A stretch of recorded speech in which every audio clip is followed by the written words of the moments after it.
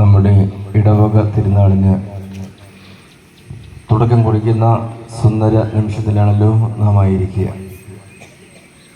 2025 കർത്താവിൻ ജനന ജൂബിലി ആഘോഷിക്കുന്ന വേളയിൽ നമ്മുടെ ഇടവക മധ്യസ്ഥനായ വിശുദ്ധ ജോസഫിൻ്റെ തിരുനാൾ നാം സാഘോഷം ആഘോഷിക്കുകയാണ്.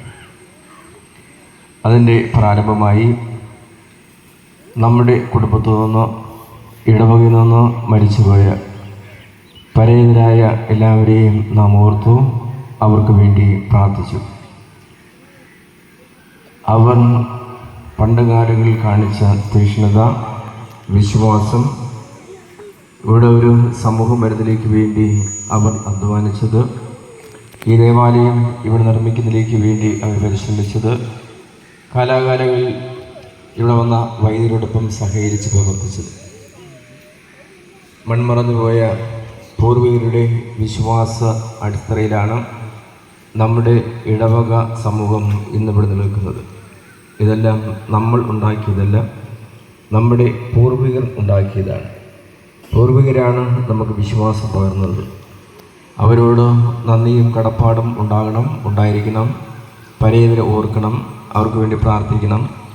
അതുകൊണ്ട് ഇന്ന് ദേവാലയത്തിൽ പരേതർക്ക് വേണ്ടി പ്രാർത്ഥിച്ചുകൊണ്ട് ദൈവത്തെ മഹത്വപ്പെടുത്തിക്കൊണ്ട് ഈ വർഷത്തെ ഇടവക തിരുനാളിന് നാം തുടക്കം കുറിക്കുകയാണ്. ഇടവക തിരുനാളിന് തുടക്കം കുറിക്കുന്നത് പതാക ഉയർത്തിക്കൊണ്ടാണ്.